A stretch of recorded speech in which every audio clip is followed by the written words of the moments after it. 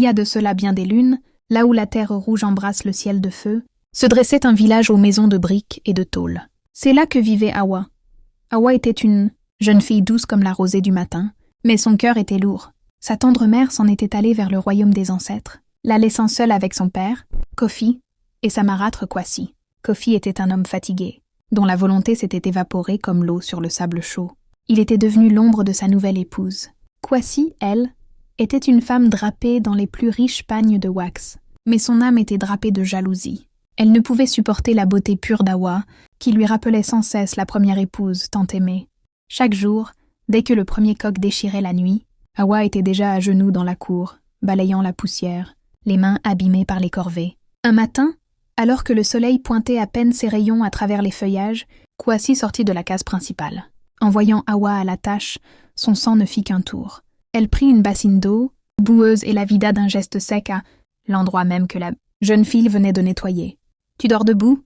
cracha la marâtre d'une voix cassante. « Regarde-moi ce travail.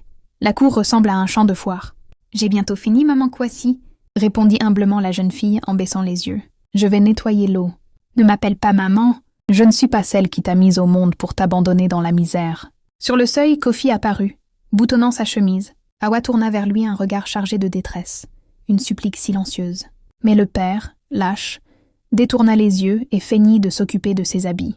Kwasi, savourant sa victoire, rentra dans la case et en ressortit un instant plus tard. Entre ses mains pendait un pagne.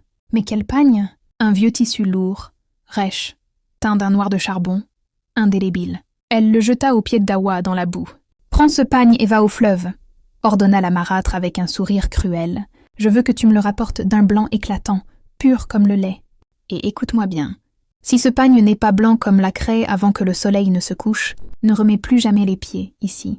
Ton père et moi en avons fini avec toi. » Hawa regarda son père. Kofi baissa la tête, fit demi-tour et referma la porte. Hawa comprit qu'elle n'avait plus de père. Ramassant le lourd tissu noir, elle prit le chemin de la forêt. Le sentier de brousse était long et silencieux, seulement rythmé par le bruissement des feuilles et le battement du cœur affolé d'Hawa. Arrivée au bord du grand fleuve, là où le courant lèche les roches plates, elle s'agenouilla.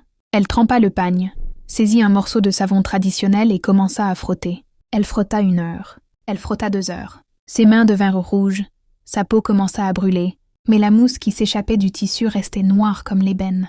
Le soleil monta au zénith, écrasant la terre de sa chaleur de feu.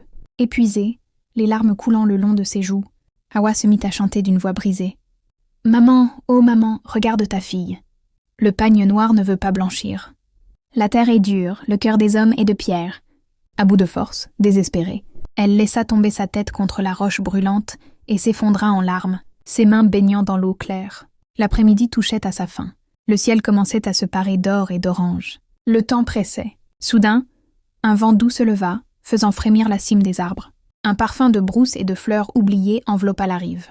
Hawa sursauta en entendant un bruit de pas léger sur le sable. Elle leva les yeux et vit une vieille femme. Cette femme était d'une élégance rare, d'une sérénité divine, et elle portait un pagne d'un blanc, si pur qu'il semblait capturer toute la lumière du jour. « Pourquoi pleures-tu ainsi, enfant de la terre ?» demanda la vieille femme d'une voix qui ressemblait au murmure de l'eau. « Tes larmes font monter le niveau du fleuve. Ma marâtre m'a ordonné de blanchir ce pagne noir avant le crépuscule. Sinon je perds ma maison et ma famille, » sanglota Hawa. « Mais c'est impossible. Mes forces m'abandonnent. » La vieille femme s'approcha et s'agenouilla aux côtés de la jeune fille. Elle posa sa main ridée sur les mains blessées d'Hawa, et instantanément, la douleur s'évanouit. « Rien n'est impossible à un cœur pur, Hawa, » dit-elle en souriant. « Ta mère ne t'a jamais abandonnée. Elle vit dans le souffle du vent, dans l'eau de ce fleuve, et dans le courage qui bat dans ta poitrine. » La vieille femme prit alors le pagne noir. Sans frotter, elle le plongea une seule fois dans l'eau courante du fleuve, ferma les yeux et murmura une bénédiction mystérieuse. Alors, un prodige s'accomplit sous les yeux d'Hawa. Dans l'eau transparente, la noirceur du tissu se dissipa comme une fumée spirituelle. Quand la vieille femme releva les bras, le pagne était devenu d'un blanc étincelant, immaculé, rayonnant comme une étoile. Stupéfaite, le cœur battant, Hawa s'écria « C'est un miracle.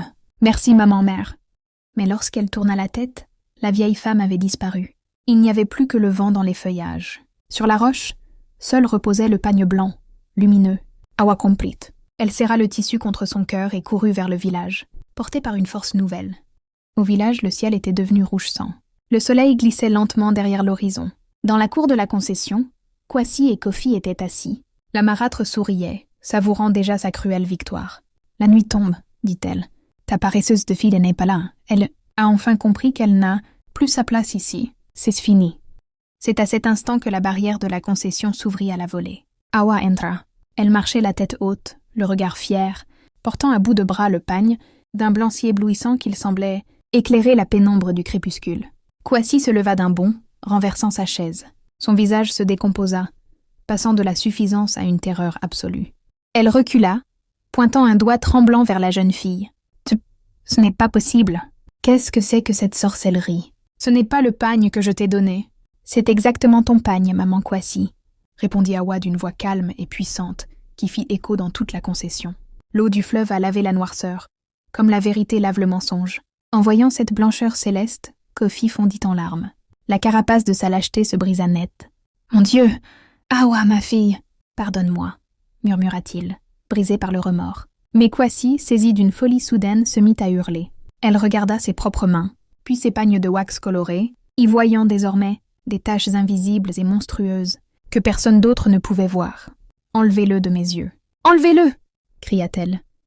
Prise de panique, elle se retourna et s'enfuit en courant hors de la concession, s'enfonçant à perdre haleine dans la nuit noire. Plus personne jamais ne la revit. Le père s'approcha d'Awa et posa ses mains tremblantes sur ses épaules. Awa regarda la route où la marâtre avait disparu, puis baissa les yeux sur le pagne blanc. Elle savait qu'elle n'avait pas seulement blanchi un tissu. Elle avait lavé l'honneur de sa mère et gagné à tout jamais sa liberté. Si cette histoire t'a plu, alors abonne-toi pour ne rien manquer.